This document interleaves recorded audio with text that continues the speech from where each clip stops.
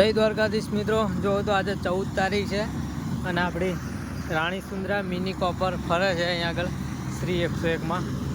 જો તો આપણે આ શ્રી 101 7મા મહિનાની 15 તારીખે ડાંગર રોપી હતી અને આજે 14 તારીખ છે 11મા મહિનાની। તો જો આખું ખેતર આપણે ઓલી બાજુનો ભાગ કાલે કાપી નાખ્યો, આજે આ બાજુનો ભાગ કાપવાનું ચાલુ છે।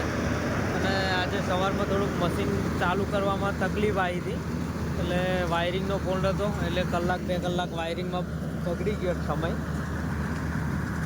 એટલે અત્યારે બપોરના 2 વાગ્યા છે, હજુ એટલું બધું કાપ્યું નથી કારણ કે આજે સવારમાં 2 કલાક બગડી ગયા। આમ પણ સવારમાં બહુ ઝાકળ પડેલો હોય છે એટલે મશીન ચાલે એવું નથી હોતું। જો આ 2 ટુકડા કાપ્યા અને ત્રીજામાં ચાલુ છે અત્યારે સવારનું મશીન। જો કારણ કે સવારમાં થોડોક ચાલુ કરવામાં પ્રોબ્લેમ આવતો હતો, વાયરિંગમાં ફોલ્ટ થયો હતો, એટલે પછી મશીન ડાયરેક્ટ કરી નાખ્યું છે। ડાયરેક્ટ સેલ મારવી એટલે ચાલુ થઈ જાય છે। અને ફીસ બીસમાં કંઈક ફોલ્ટ લાગે છે એટલે સ્વિચથી ચાલુ થતું નથી।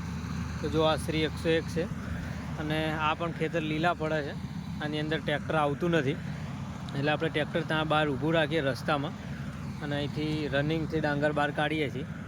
અને આ શ્રી 101 ઉતારો આનો સારો છે, વીઘે 50 મણની એવરેજ આવે છે। ગઈ સાલ 55-57 મણની એવરેજ આવી હતી ઉતારામાં અને આ વખતે 50ની આજુબાજુ, 50ની અંદર થોડો ઘણો રહે છે પણ એવરેજ 50ની આવી જાય। એકાલું ખાલું સારું હોય તો એમાં 50 નીકળી જાય, બીજામાં 46-48 પણ 50ની આસપાસ ઉતારો રહે છે ડાંગરનો। એટલે અને ભાવ પણ સારો છે આ વખતે।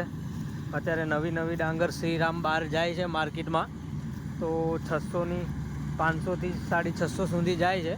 600ની બહાર થોડો ઘણો ભાવ રહે ડાંગરનો તો સારું, ખેડૂતોને આમ પણ ઉતારામાં રોગમાં બધે તકલીફ જેવું છે તો 600ની બહાર બજાર રહે ડાંગરોનું તો વળતર સારું રહે ખેડૂતોને। કારણ કે આ પરાળ તો ગંઠા બાંધે એવી સિચ્યુએશન રહેવાની નથી, કારણ કે આ ખેતર હજુ સુકાવામાં સમય લાગવાનો છે તો ગંઠા એટલા બધા હાથમાં આવવાના નથી, 50% માલ હાથમાં આવવાનો છે।